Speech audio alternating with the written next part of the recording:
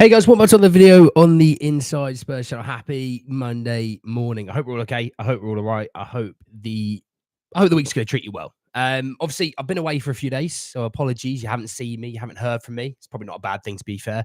But yeah, I've been away for a few days. I'm back to normal, back to usual program schedules and things like that. So yeah, hope you didn't miss me. In this video, we are just going to be talking about the week that's just been. Obviously, with 2 games that have been played. Obviously, I didn't do a preview or review for either of those, so we talk about those games. We talk about the week ahead as well. Obviously, got 2 games this week in the Europa League and the Premier League, so quick chat about them. Obviously, chatting about what's to come on the channel this week, because obviously we got some stuff coming out this week on the channel as well. Stuff coming out on the second channel, so I'm going to go through all of that in a bit of detail, because I've been away for a few days. I think I just need a bit of a housekeeping, clear up on everything. Just want to say, though, if you're watching this, and you're new, subscribe. You're very much welcome to join us for the journey. And apologising now, I sound a bit nasally. I don't sound very well. I've come back from what you might say is 28 degrees, lovely weather, absolutely gorgeous, no issues in sight, eating all the food in the world, to miserable weather, nice and cold and raining. So you can probably see why I'm having those issues. Morning, Spurs. How are you, mate? Morning, Dan. Good to see you back. Yeah, good to be back. Morning, Rec. How are you, mate? Yeah, we'll come to some of your shout on the games. Yeah, we'll come back to that. Morning, Shimtown. How are you, mate? Bazza, how are we, buddy? Gonzo's here. Good Lord, Gonzo's here. Now we're in trouble. So yeah, let's jump in. Let's talk about really the Wednesday night game with Coventry, obviously in the EFL Cup. I think a lot of people were sort of looking at this game with questionable eyes, is the way I'm going to sum it up, with the fact that obviously Spurs went out in this competition in the second round last year with Ange making wholesale changes and all that stuff going into it. I'm not going to go through that game, and people that still harp on about that game, I find that you might need to come into the real world and join the real life situation. So on that game, look, I was on the plane. I asked the cabin crew. I was like, "Do you have Wi-Fi?" They were like, "Yeah, it costs." And I said, "Right, hang on, Wi-Fi. If I was to play a video from online, like I want to know if I can get the connection." They were like, "Yes," and I went, "Oh, that doesn't fill me with confidence, but I'm going to give it a go anyway." So I got the game on the plane, and I was watching it, and it buffered a lot more and things like that, as you can expect. You're flying over, oceans and France and all sorts, and I think you can sum that game up as a game of 2 halves. The first half was a game that I wish I didn't pay for it. I wish I didn't pay the money for Wi-Fi on the plane, because I would have missed nothing. It was a terrible first half. I think all included, it was not a good first half. Yeah, I'm not even going to speak about that first half too much. I'm just going to move straight on. The second half, obviously, what minute did we concede? Just want to double check. We conceded in the 63rd minute. And I think everyone, I was on a plane with a Spurs fan. I was messaging another Spurs fan. And I think everyone was kind of like, I think the world's going to implode, don't you think? I literally said the world's going to implode if we lose this game. And obviously, we scored. Jed Spence scoring in the 88th minute. And obviously, that was great to see, I think, for Jed, because I was hoping he'd start and he didn't, which is a bit of a shame. But those things can happen. And then obviously the man who has had what you could sum up as a horrific couple of weeks, and it's not because he's a bad player, or you as a fan want him to be better. It's a small minority of people who just want to abuse our players. There's no easy way to sum that up. There's no quick way to sum that up. This is a player that's had scapegoat and abused by players, and the fact that he scored the winner, a very well taken finish, by the way, scoring the winner, I could not have been any happier. Doesn't mean I think he's the best player in the world. Doesn't mean I think he's the worst player in the world. I just think of him as a human being. He's been treated so poorly by our fans. It's embarrassing. And if you're a person who has treated that man in such a way, should hang your head in shame. I'm not sitting there saying, "Ha, told you so. He's an unbelievable player." I'm actually just treating him as a human being. How would you like it if I came to a person that you knowed and I just started slagging them off on repeat, non-stop, and to the point where they're depressed, miserable. And he scored that goal, and Sonny pushes him over towards the away fans to get an applause. And the people that give him abuse aren't the away fans. It's not that. And he barely wanted to take a round of applause from them. He felt that bad still. He's just scored a winner to get us through to the next round. Ugly win.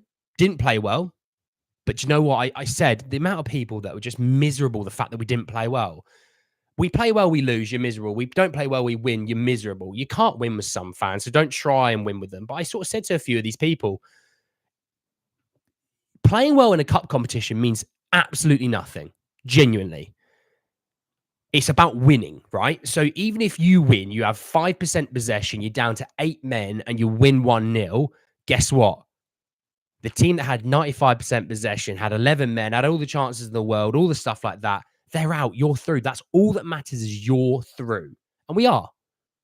And, technically speaking, we have progressed. So people that think we haven't progressed under Ange, technically you can show them otherwise, which that's going to wind people up.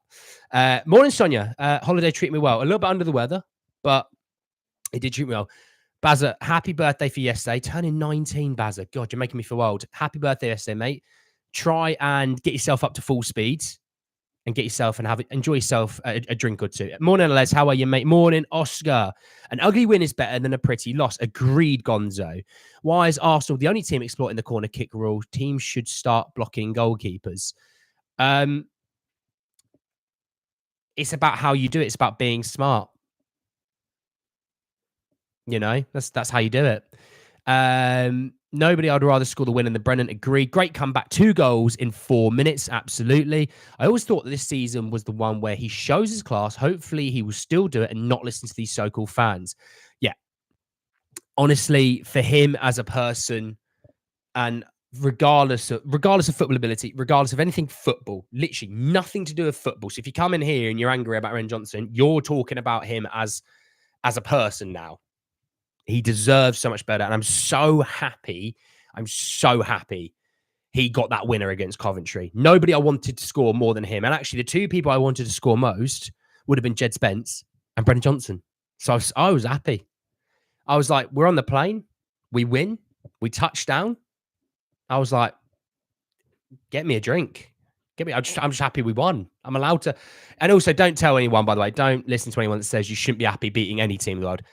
I'm happy for Spurs to play someone in the conference, beat them 7-0. I'm going to be happy as much as Spurs beating a big boy, because you know what? Winning is just all that matters. And winning cures a lot of issues, does it not?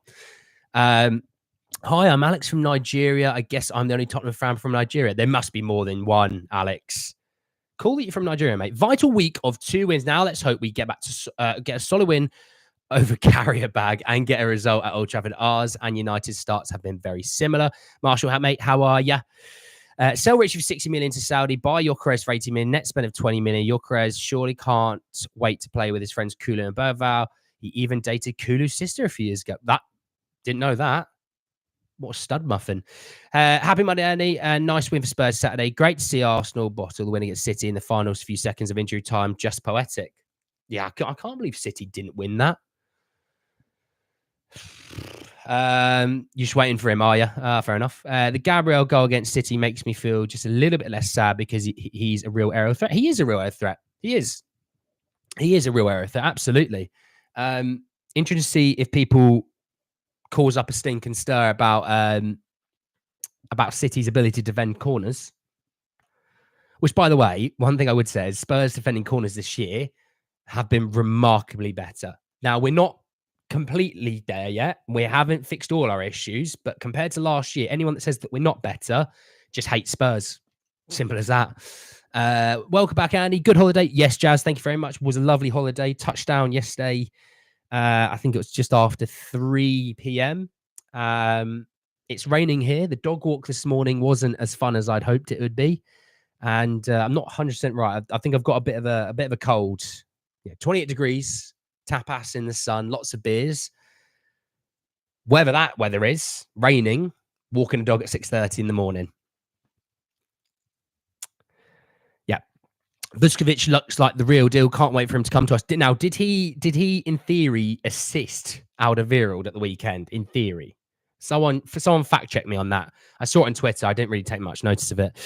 What did you do for holiday, Marshall? I swam in the pool a lot. I enjoyed one too many drinks. I enjoyed one too many meals, and had a little bit of a boogie as well. A little bit of a boogie. I was throwing my shapes. You should have seen it. You should have seen it. It was incredible. But yeah, let's move over to Brentford because I did watch the game fully. Didn't miss a minute. I was really enjoying it. I watched it with Luke. And I really enjoyed it. Obviously, what a start for Brentford. Too many rum and cokes. Way too many rum and cokes, my friend. We bought 4 litres at duty free alone. Make it that way you needed to go. Where did I go? I went to Malaga, my friend. Malaga. So Malaga, bit of Fuengirola, and then a little bit of Marbella, which makes me sound awful to some people. But hey. Anyway, let's talk about Brentford because Brentford was an interesting one. So obviously, going 1-0 down in what was it, like 20 seconds, 25 seconds? Brian Mbeumo. First of all, lovely finish. Absolutely lovely finish. Yes, maybe you could say the defender should have been a bit tighter to him, but it was one of those that I just think had we scored that, I wouldn't be saying anything about the defender. I'd be saying how amazing the goal was. So there you are. Is it in Spain? It is in Spain. Obviously, didn't find those cheap mics to hands in Spain. Don't you start on me, Gonzo. No, not Magaluf, mate. I'm not one of those people. And you're more than welcome to be one of those people, but it's not me. It was Marbella. You're the final boss of tourism. They see me coming and think he's about to drink way too much. Now, they'd be right, by the way. They'd be absolutely spot on. I would be drinking too much. And yeah, I definitely paid for it.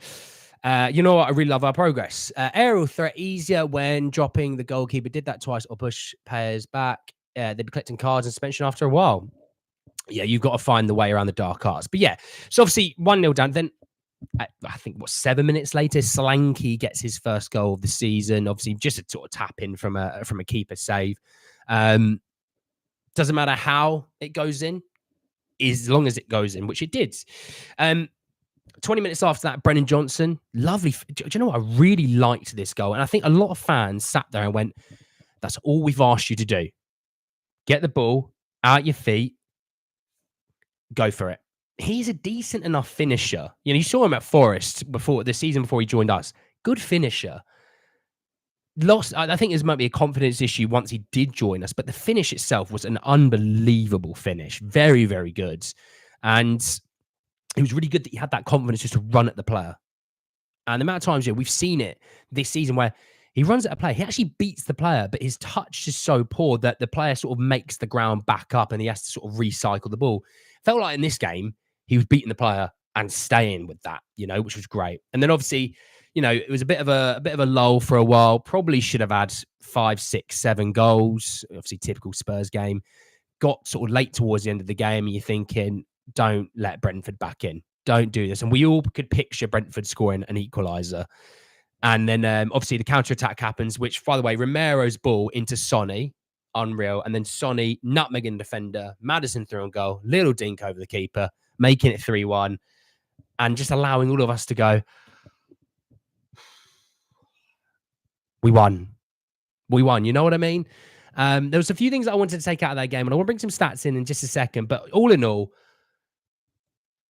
it felt more like Ange ball. Yes, maybe there was things in the game that, you know, it doesn't fill you with a lot of confidence, but you're not going to play a perfect game. You know, yes, Vicario, handballs outside the box, but you know what? Didn't get pulled up for it. If he doesn't get pulled up for it, move on, play on. Right? We've had it. Pedro Mendes, Roy Carroll. If you don't know, go and check it out. We've had it, right? That's a shout from me. That's a rogue one as well. And that happened. I think he had more of an attitude of, right, anytime ball comes in the box, I want to make that mine, which that's where the handball happened from. Obviously, he's gone up high. He's right on the edge of the 18-yard box. Players right next to him, but the ball's going to be dropping to him, basically. But on the whole, I thought when the ball came into the box, it kind of looked like Vic I thought it just had this energy of, this is my box now. And it felt nice that I actually looked at balls coming in the box and I wasn't grimacing.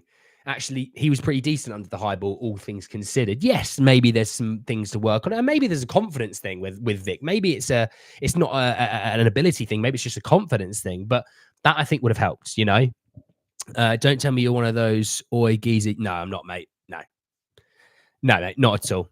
So Brentford game, Destiny stayed majority time wide, allowing Son and Maddison space to do their magic. I'm going to come to the Maddison tactic change in just a second. Remember preseason, people wanted Maddison not to start. Well, yeah, I tell you what, Maddison has had a good start to the season. You won't think he has because of the start the Spurs have had as a whole, but actually he's been quite good. Once Brendan's fully confident, he could be a huge asset. I hope so. Is this a tactic where we don't invert as much? I'll come to it in a minute. Good finish, just need a couple of dribbling classes. Hope he gets in good positions and shoots. A bit of a poacher. Maddison's performance was great. Some might say saucy. Luke. Let's talk about Maddison because there was a change. He played deeper, but he actually played deeper and wider. And Sonny played a little bit closer to Solanke. So a tactic change, which people seem to think Ange doesn't do tactics and changes things like that, which that's adorable. I love your energy. You're wrong. He did a tactic change. Destiny was a little bit more of an overlapping fullback this time instead of an underlapping, which I don't mind him underlapping, but occasionally, you know what I mean? Just mix it up. I'm throwing dance moves there, aren't I? A little bit of jazz hands, a little bit of dance moves. But sometimes it's nice to overlap, creating a different dynamic for defenders to deal with instead of thinking, what, look, here's 7 of Spurs' players within 30 yards of one another in the center of the pitch. Having the width, because Porro isn't always inverted. Porro sometimes overlaps, but I don't think Destiny overlaps half as much as he should. But he did, and I thought that really gave Brentford issues. That allowed Son a little bit more space inside, allowed Madders to create a little bit more. I really liked it. Like I said, Maddison's had a good start to the season, and I think one thing that's worked with Maddison and Kulu is I think Kulu's much better on the turn. I don't think Kulu's a guy that's going to pick you a pass from the center of midfield. I think he's better if you can get him the ball in between the defense and the midfield and let him move with the ball. I think he's way more dynamic. When people were talking about him playing the Maddison role from last season, I said it doesn't work because he can't dictate the ball and tempo like Maddison or even a Giovanni Celso. But if you get him in a position where doesn't need to dictate it, let someone else dictate it for you and let you just get into space in between the two of those, it'll work, and it has worked. And Kulu, you would have to say, best player of the season so far. I don't think that's outrageous to say. But I thought Maddison was fantastic in that game. I thought Kulu again very, very solid. Bentancur, I think he played about 60 minutes. I don't know exactly. I thought Bentancur was brilliant in that game, and I think actually Bentancur's had a really good few games this season. It will be a shame. We will be losing him. He will have that suspension. But for the whole, in the meantime, he has been fantastic. Obviously, good to see Basuma back. Good to see Basuma picking up some minutes again. He's going to be needed in the coming weeks, especially when Bentancur is going to miss time. Obviously, 2 games this week. In theory, basically 3 games in 8 days with obviously the Man United game on Sunday. He's going to be needed. Obviously, I think Pape's had a slower start to the season, but I'm not worried about Pape. Still a young player. Not worried about him. Bergvall obviously coming on and getting time. Mikey coming on and getting time. Brilliant to see Mikey more. So happy to see Mikey coming on. Obviously Archie as well. And I think had Spurs had another day, taking 1, 2, 3 chances ahead of that, those 3 would have been on for 25, 30 minutes, which would have been great. Just want to, I missed something. Vicario was trying to prove a point because of lack of comments. I think sadly some of those things he was doing were to Rashford my liking. Yeah, I think find the balance, isn't it? Let's just find that balance between dominating your box and letting a defender deal with something that isn't really for you to deal with. Finding that balance. That fixed Spence unreal. When do we find out about the suspension? He had until the 19th to answer. And then normally things like that can take a bit of time to come to its conclusion. That tackle by Basuma, yes. The third goal, the tackle from Basuma, brilliant. Then the pass from Romero, unreal. And the ball from Sonny to Matt. I think the whole actual goal itself, 0 complaints. That was unbelievable. Just need more of it. Just need more of it. And that game felt a bit more like the Romero sort of dominance that we've come to expect from him. I think some fans have sort of said he's not been good enough this season. He's been much better than a lot of people think. Has been good. Now we just need to keep building this momentum. Now we've got look, we've beaten two teams that we should beat, right? That's no disrespect to Brentford, and that's no disrespect to Coventry. And I hope no one thinks that is. But those are two games that we should be winning.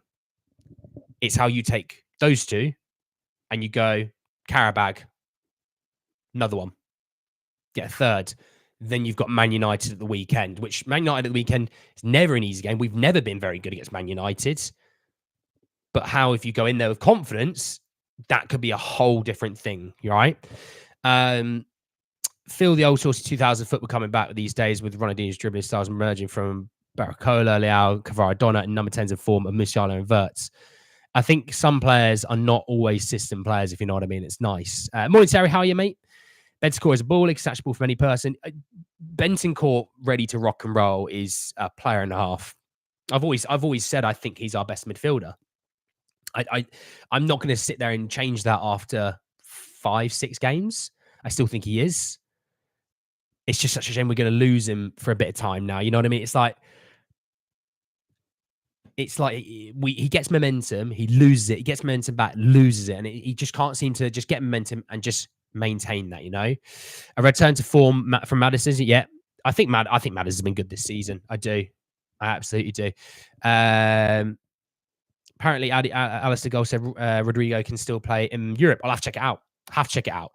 So looking ahead to the week that we have now. Well, obviously, we've got the return of European football for Spurs on Thursday night with Karabag on Thursday, 8 p.m. And then Sunday, 4:30, Manchester United away.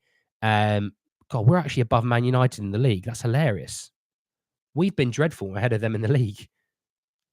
Goal difference of +4. Interesting. I'm not looking much at the league table. It really means nothing right now. But yeah, Karabag, obviously Thursday night. So the preview for Karabag will be out tomorrow, probably later in the day. Obviously, tomorrow morning, loan roundup. We always do it Thursdays. Loan roundup tomorrow. That will come on. I will shout out one of the regulars in the YouTube channel, Van Gogh. The man himself knows Karabag, which is nice. So he sent me countless messages about the team. So I feel like I'm actually going to know some stuff, which I'll be bringing that with me tomorrow. He did ask me if what he gave me was enough. I said, to be honest, mate, I didn't expect half of this. So fair play. So we'll have that tomorrow. Obviously, the Manchester United preview will be out Friday, obviously 2 days ahead. So that'll happen, obviously, with the review of the Karabag game. So look, loads and loads of content on the channel this week. But looking ahead to this week, obviously, there's a different situation now with the European football, and it's not down on group robin, sort of round robin situations where, you know, you've got 6 games, you win as many points as you can, you go through. If not, you go to the Europa League. If not, you go out. This time it's different. It's about not only winning games, but it's actually scoring goals. So it incentivizes you to score goals. You know, the higher the league you finish, the better, obviously, in theory. So literally looking at this Karabag game at home on Thursday, we need to be going in there and winning by multiple.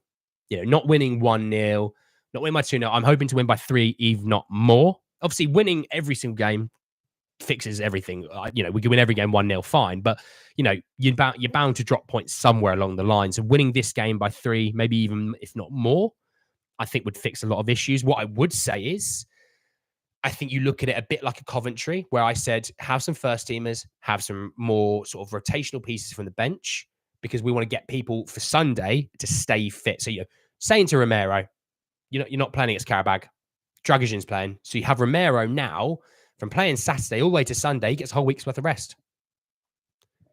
Saying to Destiny Udogie, you're not playing against Karabag, we're saving you for Man United. You're going to stay and stay and be fit for that game. Pedro Porro. I think looking at, you could say Archie Garrett right back, Jed Spencer left back. Into the midfield, you know, Bergvall. Does Bergvall start? And maybe you say to Kulusevski on the bench. If we need you, we need you. If we don't, take it easy. Pape probably plays. Bentancur might even play because hell, Bentancur may not be around much longer before the suspension hits. And maybe you said at Bentancur, actually, we need some, first teamers in there. You're going to be perfect because we may lose you for a month or so. Look at the front three. You're probably saying Slanky or Sonny are going to be starting up top because Richarlison's still not fit. Johnson, hopefully Mikey Moore would we get some feature time, so all as much as we should be sitting there and saying Qarabag we should be even with rotational pieces. At the same time, let's not underestimate this team. It's one of those teams in Europe that have always given issues to teams because they've taken them too lightly. Let's not do that. But what I'm saying is we shouldn't be going out there with the starting 11 because I want those starting 11 players to be ready to go for Sunday. I mean, looking at, trying to have a look at Man United because obviously they play this week with European football. Trying to have a look at their fixtures. So they actually play Wednesday. So they get an extra day's worth of rest on us and they play against FC20 at home. So if we're playing the day after, you're going to say some of those players, Spence isn't in the squad. Sorry, Jazz. Thank you. Yeah, Spence is in the squad. My bad. But you should be saying then Archie Gray needs to be playing. You say Ben Davies is going to probably be starting. You should be saying Bergvall should be starting some minutes. Rotational up front as well. You do need to be making sure that you do it because again, Man United having an extra day's rest on us whilst also being the home team. By the way, that doesn't make any sense whatsoever as to why that fixture list has come out the way it has. Not surprised though. Adjust to it, and hopefully rotation happens in those games. If you know what I mean. Van Gogh be a mascot. Jesus. Madison hasn't had a season in his career where his form hasn't dramatically dipped off Christmas. Hopefully it doesn't happen or Bergvall can take over if it does. Well, let's sit here and say that Madison has had a really good start to the season. Let's say it continues. Let's hope. Let's be on the positive side of things. I think we should play Destiny. Well, look, Destiny may have to start because obviously Spence has been not part of the European squad. Spence not playing. Yeah, exactly. Lancashire available. I think Lancashire's now fit again. Yeah. Obviously, I don't say he'd be the starter, but I think he'll be back. Hope his punishment collapses for a fine. Well, we'll have to see. Gunter, Gray, Dragajin, Davies, Basuma Saba, Val, Johnson, Slanky, Moore versus Qarabag. You're missing a player. In that Gamecock. Have to play Forster after dropping Spence. Morning, Azza. How are you, mate? Scott. That's a member. Scott Lewis. That's a member. Better late than never. Welcome back, mate. About to get smashed with kids. Enjoy it, mate. Enjoy yourself. I will have some stuff out for members, hopefully this week, by the way. Is Bentancur getting suspended because of Copa America? Yes. Lancashire played 45 minutes the other day. Time for him versus Qarabag. Yeah, I think he'll be on the bench. Basuma Saba midfield versus Qarabag is a given. I think Bentancur might start. I think they might just keep Biss back for the weekend.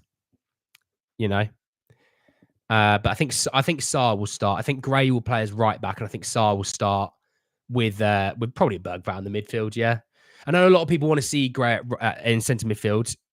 For me, I just want to see him play, and if he's playing at right back, which is also a natural position for him, fine, absolutely fine. It's about getting him minutes, and if he can play 90 minutes at right back instead of playing, let's say 60 minutes in the midfield, I'll take that. Left back. I don't know who we go for there. Well, look, if you're playing Gray, Dragajin, and Davies, you probably say Destiny. Hi, Inside Spurs, great stream. Was at Brentford, much better performance, but still a long way to go. Yeah, Delhi 20, great name. I'd say it's an improvement. It's a start. Much more still to do. Much more work still to happen, but I think that will come. I think it will come. I think if we're patient. I found these stats on my phone, and I can't stress this enough. For a team that's playing in 10th right now, we've had 63% possession, which is first in the Premier League. We've had the most crosses of 126 in the Premier League, most passes into the penalty area of 71, most shots on target of 33. Most touches in the final third of 1,267. So for people thinking that we aren't improving, we aren't being better, there's some stats for you to say actually we have improved a lot. And people sitting there worried about our defense, have a look at the goals we conceded. You see Werner playing instead of Johnson. I'd probably say Johnson will start. I think Johnson will start, and then you probably sub on like a Timo. Get the game done by the 60th minute. Be 3-0 up, then you bring on the wholesale changes and just sort of cruise towards the end of the game. That's how I would probably do it. But obviously, I'm not a manager. I don't control these decisions. But we shall see. Obviously, there'll be some stuff going on the second channel this week. I did record some stuff. I forgot to edit it whilst I was away. That'll be the lack of sleep. And so I'll get it all edited this week. I'll get loads of videos out there this week. So make sure you go to the description below and subscribe if you haven't already. That'd be much appreciated. I think FIFA comes out in the next few days. So once that does, we'll get the career mode on the Inside Spurs channel here. And then we'll also get the Ultimate Team over on the second channel, which I need to think of a player that I'm going to base the team around, but we'll get there. I'm not sure who just yet, to be honest. We got 1 goal conceded per game. That's not bad. That's what it was last year. When the main 4 defenders all played, we were the 4th best defense in the league. People don't want to hear that for some reason. We've scoring basically 2 a game as well, and that I mean, we scored more than, Brighton, Newcastle, Arsenal, no issue scoring goals. Well, actually, no, we do. We should be scoring a hell of a lot more. And we should be where Man City are around 13, but we'll get there. There's not, and also we've conceded the same amount of goals as Man City. We've conceded less goals than Villa, same goals conceded as Chelsea, less goals conceded than Newcastle, so it's not all bad. It's not all doom and gloom. Good player behind me. He's all right, isn't he? He's not too bad. He's on FIFA this year. I'm definitely going to be trying to get Gareth in my team this year. Absolutely. I really have improvement. Agreed, Marshall. Ange loves Johnson, so I believe that he'll play. Fair enough. Unless, mate, you got to do better. You got to try and catch, mate. You got to do better. But anyway, thank you all so much for joining me this morning. Thank you all so much. I'll maybe back a little bit later, depending on how my editing all goes. Obviously, tomorrow, loan roundup, preview for the Carabao game. Make sure you're there for both of those. And then, yes, plenty more still to come on the channel this week. Enjoy yourselves for the rest of the day. Enjoy yourselves for the rest of the morning. And I'll speak to you all very, very soon. Take care, everyone, and peace.